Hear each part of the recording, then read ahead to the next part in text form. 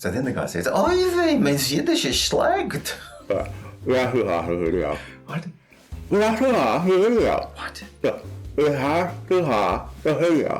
don't have time for this. We need to start the video. When it comes to language, the clearer we are, the easier we are to understand. Sounds obvious, but it's not just about being loud. So in this video, we're going to break down the elements of articulation so we know what it is, what to listen for, how to do it, and importantly for singing, how it paves the way for more advanced techniques. So start rolling those R's, pick up those drop T's. It's going to be a bumpity, red leather, yellow leather ride. It'll make sense by the end. It'll make sense by the end.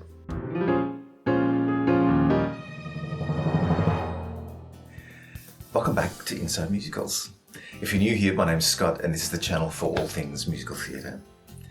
Now, if you haven't seen part 1 and 2 of this series, I'll leave links in the description because we're building on those techniques today. And while you're there, think about subscribing. It only takes a second and all the cool kids are doing it. I remember one of my students singing the song Jar of Hearts. Every time she sang it, it came out as Jar of Farts. More recently, I had a student singing Pulled in a New Direction from the Addams Family musical. And she had to be very careful not to let it sound like Pulled in a New Direction. In one of my own musicals, I had to encourage the cast to sing Our Souls Are Yours. So it didn't sound like Our Souls Are Yours for obvious reasons. Now, I call it articulation. You might call it enunciation or diction, and any of those are fine. I really don't mind.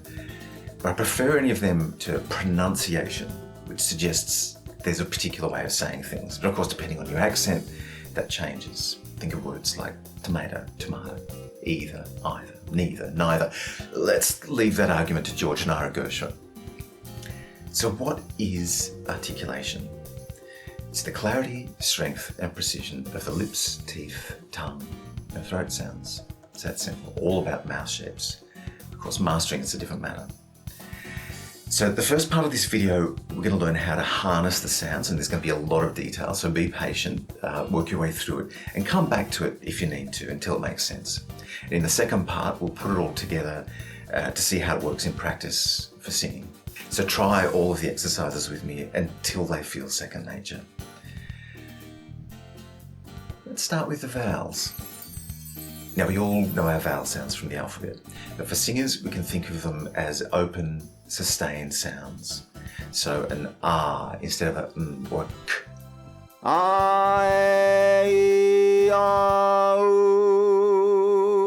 Now, we do have additional vowel sounds like or, but for the sake of this exercise, let's just stick to the 5. And of course, we also have short vowels like e, etc. But because singing is generally much slower than speech, let's stick to the long vowel sounds for the way that they can join sounds, connect them into phrases. So try these long sounds with me without a break and also without glottal stops. So no because that puts strain on the throat. And notice how the jaw and tongue move to accommodate each of those sounds, each of those positions.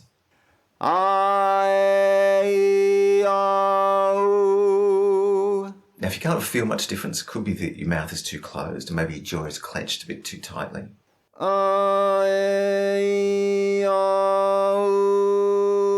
If the transition between them is too slow, it can start to sound mushy and drunken.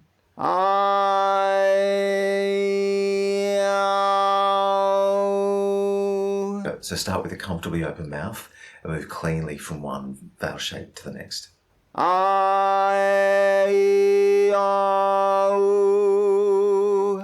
Now, if the only thing vowels did was to sustain a note, that'd be great. But as we learned in the last episode, our mouth is also part of our amplification system.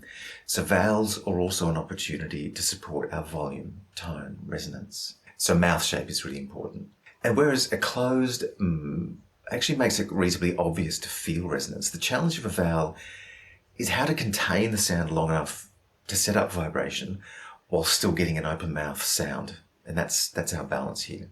So a good default position is jaw slightly long, lips slightly forward to create a resonating chamber before that sound escapes. Think of how a wolf howls to create a full-bodied tone. Oh!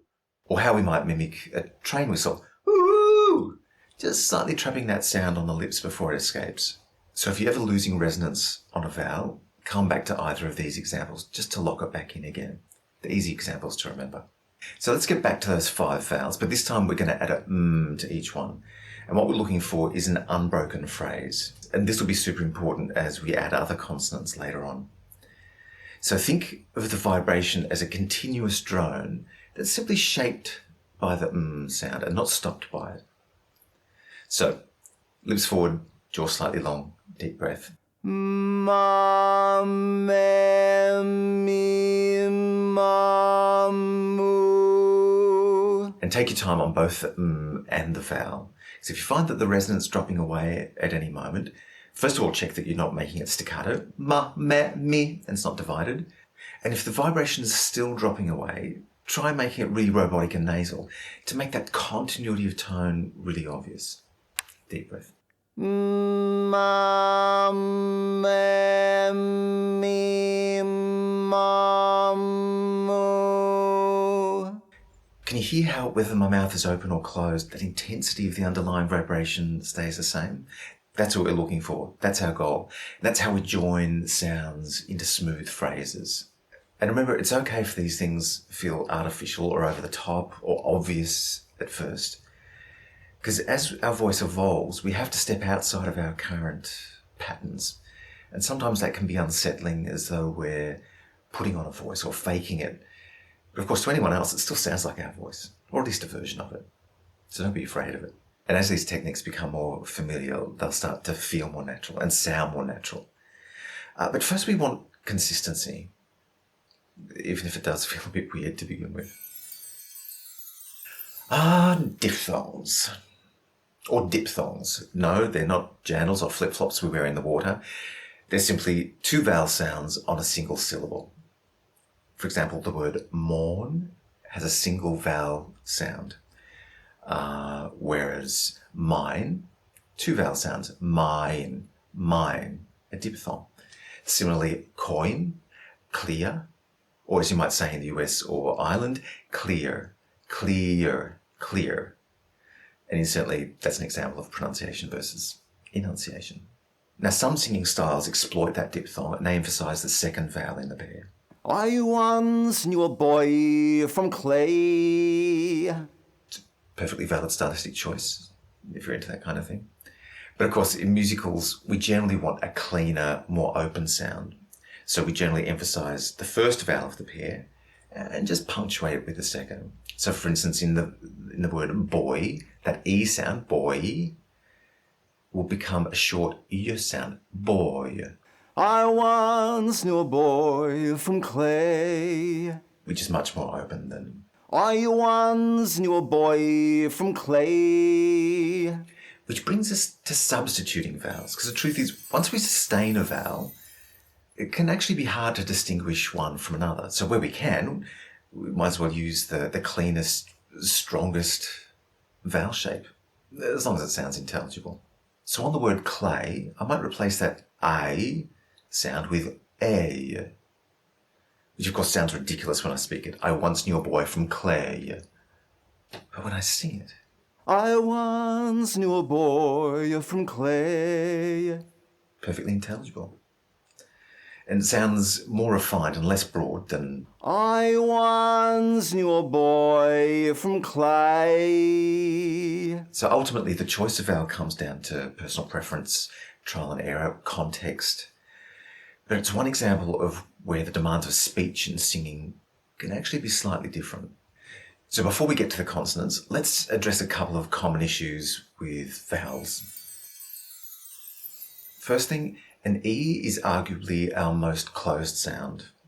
So even more than an oo where the lips are quite forward. And that's simply because on an E, the sides of our tongue have to touch our top teeth. Try E.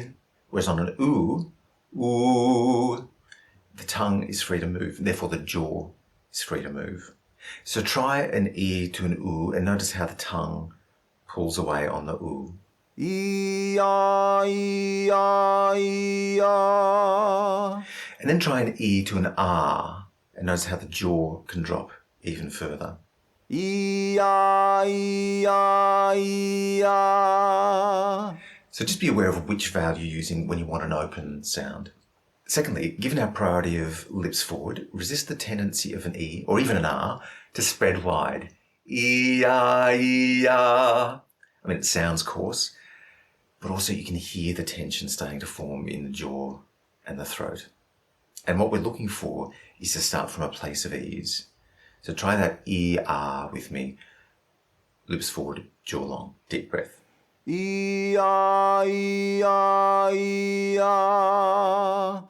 Which brings us to the third thing, one of my pet peeves, and this has become more prevalent in even professional musical theatre over the past decade. And I'm talking to you musical directors who don't pick up on this. Shame, shame. And that's the French U sound when you should be singing oo.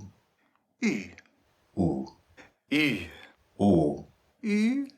And once again, this is an issue of the tongue in an E position, and it doesn't need to be. Is it true? Is it true? Ugh, drives me crazy. I mean, it's ugly, twee, tight, and once again, tense. And that's simply because the jaw is limited in its movement on an E, whereas, say, an oo can morph into an or without distorting the intelligibility of the sound. Is it true? And where there's movement, we can release tension. Watch Barbra Streisand on practically any long note and notice how she maintains movement in the jaw. So vowel shape, very important. And I'm not saying that an E is innately bad, not at all, only that it needs some care. You know, for an operatic soprano, for instance, an E could be really useful, particularly at the top of her range, because that shape really helps to ping that bright resonance in the hard palate. But of course, you'll be sure it'll be modified with properly lips forward and jaw as long as it can be. So use common sense to listen to the sound you're making, because the sound on the page might not always be the best sound to sing. When in doubt, come back to the guiding principle: jaw long, lips forward, open vowel sound. Now, whereas vowels connect phrases, giving sustain or line, consonants punctuate them to give them intelligibility. And as I've said before, in theatre, the audience only has one chance to hear what you're saying. So if they're struggling to work out what you've just said, they're not paying attention to what comes next. And so they're not listening to the story. That's not helpful. But we can improve our consonants by understanding the different types, so we know how to use them, by strengthening them so they're precise, by integrating them with consonants into phrases, like we did earlier on the ma me me mon mou, and by increasing our agility to move rapidly from one mouth shape to the next without it looking or sounding like hard work. Amateur choir, anyone? So let's start with 4 flavors of consonants: voiced, unvoiced, sustained, and short. And they'll all fit into these categories. So grab a pen and paper, and yes, this is going to feel a bit like homework, but it'll be useful to have a visual reference as we go along, because we'll also be adding to the list. Okay, so 3 columns: our vowels, of course, then our voiced consonants, which is anything that vibrates in the throat, then our unvoiced consonants. You guessed it, which is anything that doesn't vibrate in the throat. Now, if you've grown up speaking your alphabet Sesame Street style, A, B, C, you'll think that everything vibrates. And that's because we're adding a vowel to every sound, A, B, C. So we're going to do it A, B, K. So speak it out loud with me and touch your throat if you need to, so you can feel what vibrates and what doesn't. And if you're unsure, come back and watch this section once again. So here we go. A, B, K, D, E, F, G, H, I, J, K, L, M, N, O, P, Q, R, S, T, U, V, U, X, I, Z. It'd be embarrassing if I forgot some of them. Now, while we're here, let's add some of our compound sounds. So a ch and a sh, both voiceless. A j, as in beige, voiced. In the back of the throat, voiced. And 2 th sounds. Th, unvoiced, as in thing. And th, voiced, as in these. Should look something like this.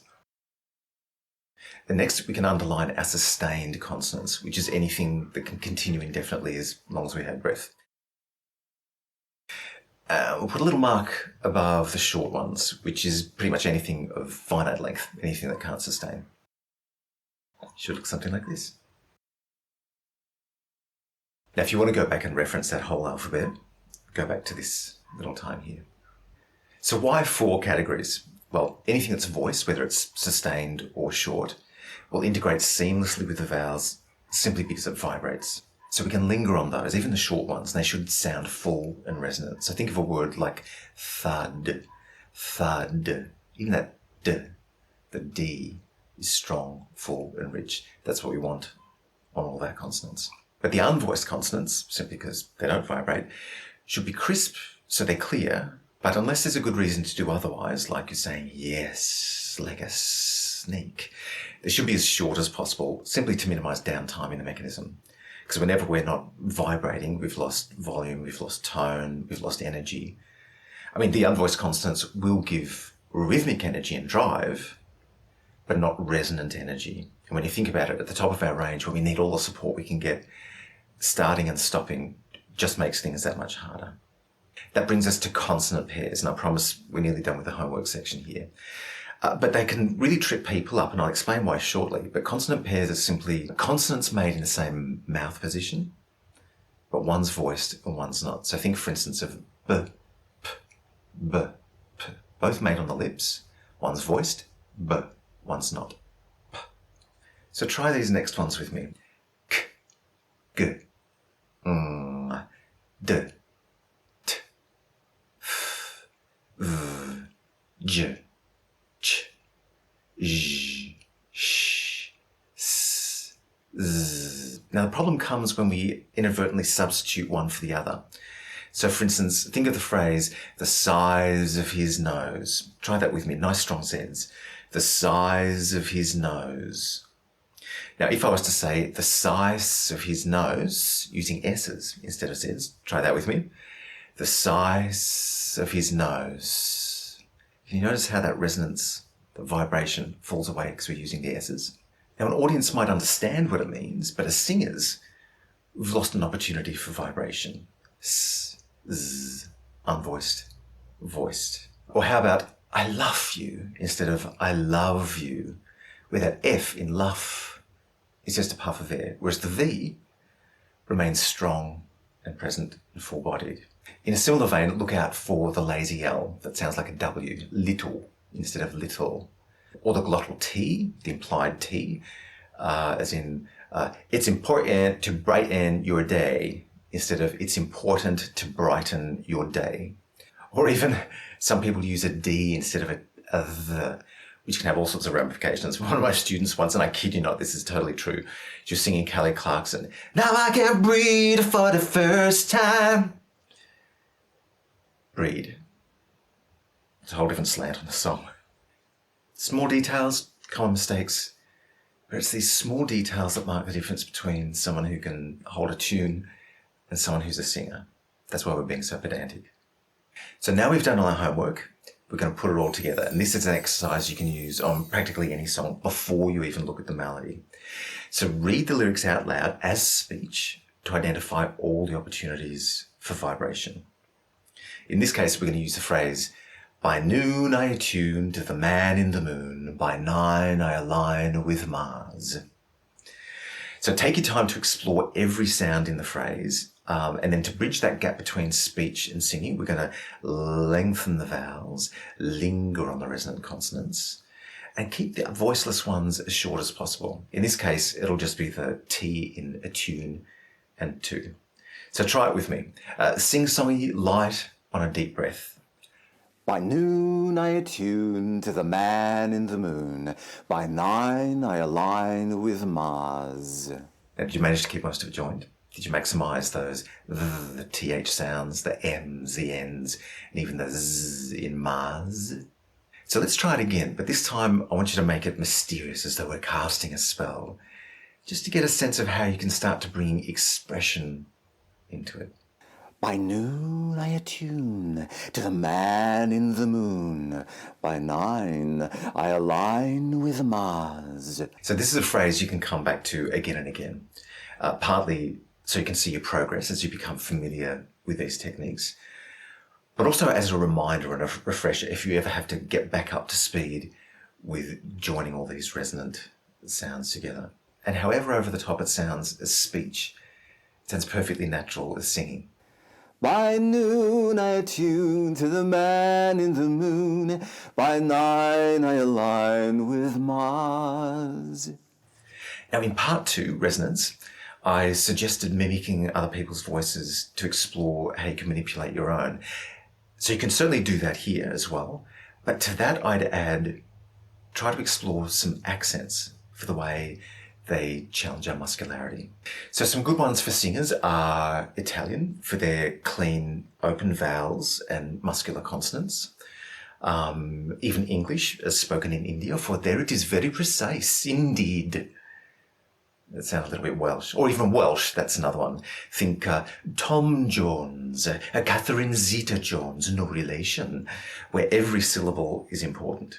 Even the word Welsh, the W sits proudly upon the lips, while the L dips and dives so devilishly under the tongue. Welsh. Now, in my flat Australian accent, a phrase like 1 mile is a very mushy diphthong, mile, whereas the Welsh might say 1 mile. Now, strictly speaking, it's probably a triphthong, 3 vowels put together, mile. But the point is, it's articulated really cleanly. And that's what we're after. And I'm not saying you need to change your accent. Just be aware of its strengths and limitations, so that if you need to, you can modify it to be more effective. So now we know what the sounds are and how to use them, we can start to build our agility. This is where we can turn to tongue twisters, because they not only challenge our mouth, but also our brain. But of course, with tongue twisters, always start with precision first, and then build up to speed. If you start with speed first, it'll never be precise. Now, you could go with the classics. Red leather, yellow leather, red leather, yellow leather, red leather, yellow leather. Nice strong R, D, and vibrating TH on leather. Or how about, I know New York, I need New York, I know I need unique New York. Again, nice strong N's and vibrating D's, and crisp, short, sharp K's, New York. How about Irish wristwatch, Irish wristwatch, Irish wristwatch. Nice strong R, and really differentiate between the sh, ch, and s. Or how about I slit the sheets I slit, and on the slitted sheets I sit. Just be a little bit careful with that one. Oh, and then my favourites. Fox in Socks, Dr. Zeus. No, I'm not affiliated with them. I'm not selling them. Fox in Socks is brilliant because each section features different sounds in the mouth. So you cover a whole gamut of stuff. Then there's Green Eggs and Ham. Not only has great rhythms, but it's just fun to speak out loud. And this stuff should be fun. Learning technique shouldn't be dreary. And I think when you're having a sense of fun, you're more encouraged to explore. So in the interest of exploration, if you really want to step it up that little bit more, come back to that earlier exercise of jaw long, lips forward. Red leather, yellow leather, red leather, yellow leather, because it makes everything work just that little bit harder to build both precision and muscularity and relaxation, because you're constantly moving the jaw. So if there's an action plan for today, it's to get both your head and your mouth around these sounds. It's to stretch them out into phrases, join them into phrases, and then challenge yourself with tongue twisters and accents, and listen to a lot of voices. Not just singers, but newsreaders, TV presenters, voiceovers, anyone you can find. And not even just the good ones, but critique them in terms of these techniques, because you'll start to hear what works and why, and that'll help you with your own technique. Take, for instance, Sam Smith, the singer. He has very relaxed lips, but sometimes it can tend toward sounding soft and mushy. Does that make him a bad singer? No, of course not. But it does mean there's one less trick at his disposal. If you're a composer and you refuse to write tonal music, or you refuse to write melody, sure, it's a valid choice. It's one less trick in your arsenal. If there's anything we all need in musical theatre, it's that big old trick in our arsenal.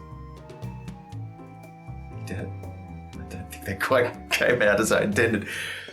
Of course, this series is just an introduction, a whirlwind tour of some of the variables that come into play when we sing. And so we'll look at more advanced techniques in other videos. In the meantime, look out for part 4 of this series, where we look at the ramifications of pitch, range, and register. If you found any of this at all helpful, click the circle next door to subscribe and maybe watch one of these brilliant videos. And thank you so much for watching. I really do love you. So, oh dear. I'm so ashamed.